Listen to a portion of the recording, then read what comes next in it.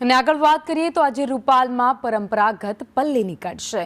વરદાયની માતાના મંદિરથી આ પલ્લી નીકળવાની છે। પલ્લી પર લાખો લીટર શુદ્ધ ઘીનો અભિષેક થશે।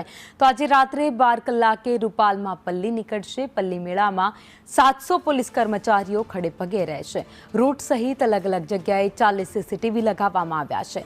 ગાંધીનગરના રૂપાલમાં આજે વરદાયની માતાજીની પલ્લી નીકળશે, જ્યાં લાખો લોકોની સંખ્યામાં દર્શન કરવા માટે લોકો પહોંચતા હોય છે। 27 ચકલામાંથી પલ્લી પર લાખો લીટર શુદ્ધ ઘીનો અભિષેક દર વર્ષે પરંપરાગત રીતે કરવામાં આવે છે। વધુ અપડેટ સાથે સંવાદદાતા હિરેન અમારી સાથે જોડાઈ ગયા છે।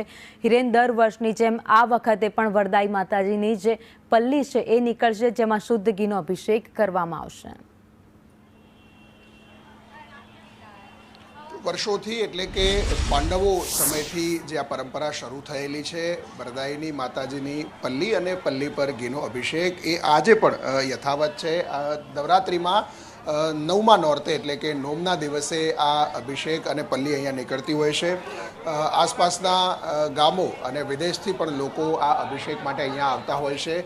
જે માનતા રાખી હોય છે એ માનતા પૂરી થાય અથવા તો માતાજીની માનતા પૂરી કરવા માટે અહીંયા જે ઘી છે એ ઘી માતાજીને ચડાવવામાં આવે છે। રાત્રે 12 વાગ્યા પછી જ્યારે આ પલ્લી અહીંયાથી નીકળી અને સમગ્ર ગામના અલગ અલગ 27 જેટલા જે ચકલા છે કે જે 4 રસ્તા ગામના કહેવાય છે એ તમામ વિસ્તારની અંદર ફરી અને વહેલી સવારે સૂર્યોદયમાં આ પલ્લી છે એ નિજ મંદિર પરત પહોંચતી હોય છે। ત્યાં સુધીમાં આ જેટલું પણ ઘી આવેલું હોય છે એ ઘી પલ્લી પર ચડાવવામાં આવે છે। એક અંદાજ પ્રમાણે ગયા વર્ષે લગભગ 17 લાખ લીટર જેટલું ઘી છે એ અહીંયા આવ્યું હતું અને એ ઘી પલ્લી પર ચડાવવામાં આવ્યું હતું। પોલીસ બંદોબસ્ત અને ફૂડ એન્ડ ડ્રગ્સની ટીમ હોય છે। જે લોકો છે અહીંયા પહોંચેલા છે એમની સાથે વાત કરીશું। વર્ષોની આ અને શું મહાત્મ્ય છે? એકચ્યુઅલી મારું નામ છે ગૌરાંગ એડવોકેટ આવેલ છું।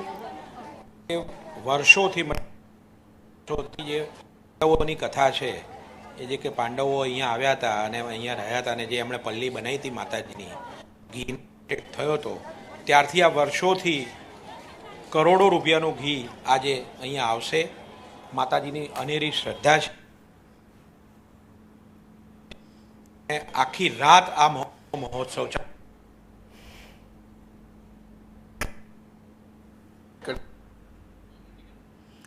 તો માતાજીની જે કૃપા છે, પરંપાર છે, આસ્થા સાથે ભક્તો છે માતાજીના દર્શનાર્થે પહોંચતા હોય છે। નવરાત્રિમાં 9મા નોરતે રૂપાલમાં પલ્લી નીકળે છે।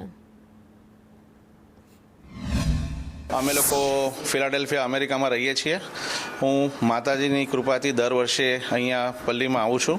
હું રૂપાલનો જ વતની છું અને મેં ખાલી કોવિડ સિવાય એક પલ્લી મિસ નથી કરી અને મારા પત્ની 18 વર્ષે આજે એ પણ અહીંયા આવ્યા છે। સો માતાજીની કૃપા છે કે અમે આવી શક્યા છીએ અને હું જરૂરથી આવતો ભગવાન મને માતાજીને પ્રાર્થના કરીશ કે મને દર વર્ષે આવતા લાવતા રહે।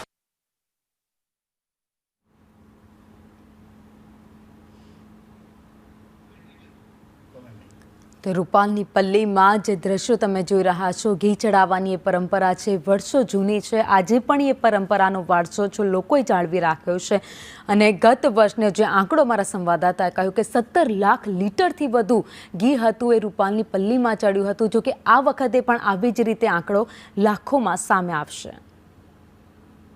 એ પલ્લીના જે લાકડામાંથી જે પલ્લી બને છે, રથ બને છે, એનું એ પ્રોસેસ ચાલુ થઈ ગઈ છે અને આપણા મિસ્ત્રી ભાઈઓ એનું કામ પણ આગળ કરે છે।